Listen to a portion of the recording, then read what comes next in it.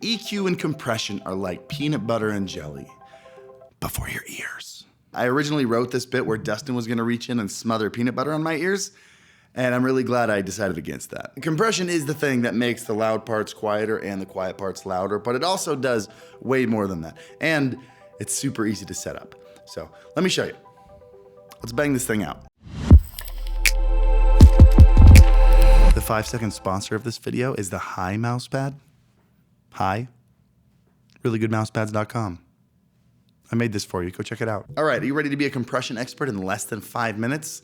Let's go. Question 1 of 2. Why is compression more important than you probably realize? Sure, using compression to have your voice at a steady volume makes you sound a little bit better, but let me blow your mind with some college knowledge. This is something called the Fletcher-Munson curve, and if you pull that name out when you're talking to audio people, like, well, according to the Fletcher-Munson curve, immediate respect on your name. You don't have to know what everything is on there. In fact, just get rid of it. But what it means is that as sounds get quieter, your brain has a harder time hearing the low frequencies and the higher frequencies. So as your voice gets quieter in your content, your voice starts to get thinner and muddier to the listener. Using a compressor to make the quiet parts louder will also make your voice sound fuller and brighter. How cool is that? Also, fun trivia fact, the lower limit of what your ears are capable of hearing is called the threshold of hearing. Makes sense, but the upper limit of what you can hear is called the threshold of pain. That's a real auditory term. I think it's a great band name. You're welcome. Question 2 of this 3, how does this thing even work? Compressors look way more complicated than they really are, because unless you're like a big shot music producer, you only have to touch like 3 settings. So we're gonna keep this super simple. I made a little sound wave for you as a visual. It's not very good, it'll get the job done. You can see on this sound wave that the loudest part is right here and the quietest part is right here. How a compressor works is that you tell it that anything above a certain volume, you want to shrink that volume down a little bit.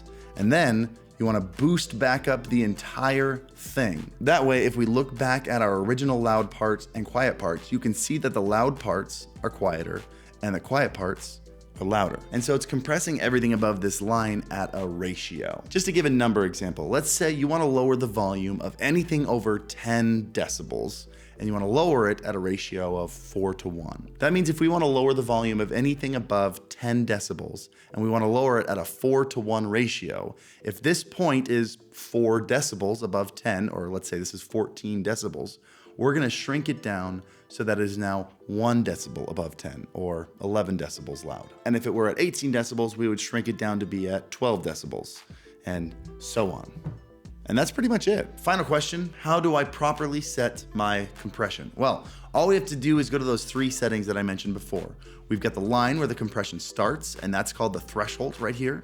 We've got the ratio of compression that you can see right here, and we have the boost at the end called the makeup gain. The ratio is the easiest, so we're gonna start there. Almost any time you're compressing a voice, you want the ratio set at 4:1. In fact, it's so common that most compressors just have that set by default. So look at that, 4:1.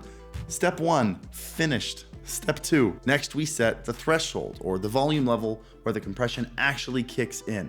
Some compressors make it really easy by giving you another meter called gain reduction that actually lets you know how much gain the compression is squishing, how much quieter it's making, how much it's removing. All you want to do here is move the threshold to a point where the gain reduction spends most of its time between -5 and -10 dB. Check, check, check. This is my voice on the compressor. It looks like we're sitting between -5 and 10 pretty much the whole time. Step 3. Now all we have to do is bring that boost back in until the output shows that we spend most of our time between -10 and -6 dB. This isn't gonna make any sense on my recording because I'm using like the monitor microphone, and so it's super quiet. Don't worry about that. But the Elgato one and some other ones make it really easy by giving you auto makeup. So we didn't even have to do step 3. That's the whole thing. Congratulations. You have a properly set compressor. It wasn't that hard, was it? I'm proud of you. I'm proud of us. How did we do on time? I was trying to make this less than like 6 minutes. I like these short tutorials. They're great, and they leave you enough time to go down and hit that like and subscribe button, because it lets YouTube know that you like these videos, and it's free and it helps me out a bunch, so thank you for that. It also leaves you enough time to go to reallygoodmousepads.com and check out all of our super cool designs. So go do that. Happy streaming, and I love you. Have a great time. Peace.